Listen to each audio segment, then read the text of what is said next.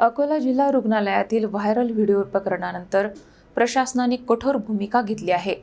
घटनेतील निष्काळजीपणाबाबत 3 कर्मचाऱ्यांना कारणे दाखवा नोटीस बजावण्यात आली असून समाधानकारक उत्तर न मिळाल्यास निलंबनाची कारवाई होऊ शकते.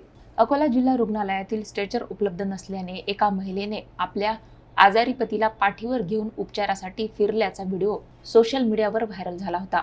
या घटनेमुळे राज्यभरात संतापाची लाट उसळल्यानंतर रुग्णालय प्रशासन आता ॲक्शन मोडवर आले आहे. या प्रकरणाची गंभीर दखल घेत प्रशासनाने 3 कर्मचाऱ्यांना कारणे दाखवा नोटीस बजावली आहे. व्हायरल व्हिडिओमध्ये महिला पतीला पाठीवर घेऊन जात असताना मदत न करता तंबाखू चोळत बसल्याचे दिसणारे वॉर्ड बॉय श्रीकृष्ण गजभिये यांच्यासह संबंधित विभागाचे स्वच्छता निरीक्षक हेमंत इंगळे आणि उमेश रामटेके यांना नोटीस देण्यात आली आहे. संबंधित कर्मचाऱ्यांना आज संध्याकाळपर्यंत स्पष्टीकरण सादर करण्यास सांगण्यात आले आहे.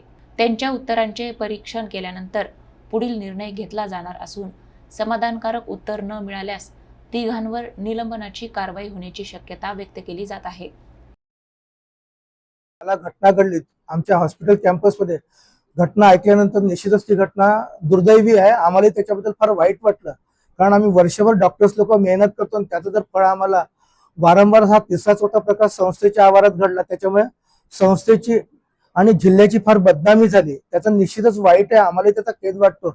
डॉक्टर लोकांच्या वतीने ही घटना व्हायला नको होती. कोणाचं लक्ष होतं नव्हतं ते आम्ही चौकशी सिद्ध केलं. त्याच्यात जे गुन्हेगार सिद्ध झाले, आता ज्याचा त्याचा सहभाग होता त्या कर्मचाऱ्याला मी 2 महिने सक्तीच्या रजेवर पाठवत आहोत आणि त्याच्यामध्ये बाकीचे ज्या काही इन्व्हॉल्वमेंट आहे शासनाशी आम्ही चर्चा करून त्यांची बदली सुद्धा आम्ही प्रस्तावित करण्याच्या विचारात आहोत. एक कर्मचारी इन्व्हॉल्व जो आहे मेन समोर दिसत त्याला मी सक्तीच्या रजेवर पाठवत आहे. त्याचं नाव आहे शंकर गजबी, त्याचं नाव आहे. त्याला मी सक्तीच्या रजेवर 2 महिन्याच्या पाठवत आहोत आणि बाकीचे जे काही इन्व्हॉल्व आहेत त्यांची चौकशी तातडीने करून आम्ही त्यांना सुद्धा शासनाकडे त्यांना वर्ग करत आहोत. मंडळी आहे त्यांची आता आम्ही सरांनी परवानगी दिली. आम्ही आता पोलीस चौकशी त्यांची त्याच्या मागे लावतो आहोत की याच्या पलीकडे ते 13-14 जे लोक आहेत फोटो काढणे आणि वारंवार संस्थेची बदनामी करणे तो प्रकार बंद करण्याचा आम्ही आता प्रयत्न करतो.